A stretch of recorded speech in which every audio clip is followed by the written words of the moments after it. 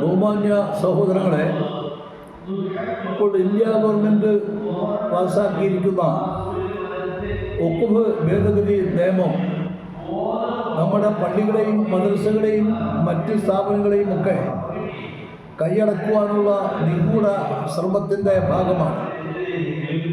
നമ്മുടെ വിശ്വാസ ആദർശങ്ങൾക്ക് നേരെയുള്ള കയ്യേറ്റവും ഭരണഘടനയ്ക്കും മതേതരത്വത്തിനും എതിരുമാണ്. ഈ പ്രാകൃത നിയമത്തെ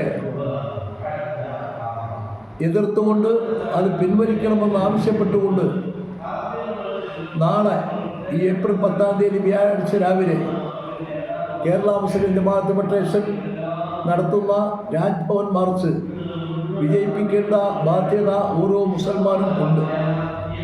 അതിൽ എല്ലാവരും അണിചേർന്ന് ഈ സമരപരിപാടി വിജയിപ്പിക്കണമെന്ന് വിനയാനന്ദമായി അഭ്യർത്ഥിക്കുന്നു. തൊടിയൂർ മുഹമ്മദ് കുഞ്ഞു മൗലവി, ജനറൽ സെക്രട്ടറി, ദക്ഷിണ കേരള ജമിയത്തുൽ ഉലമ.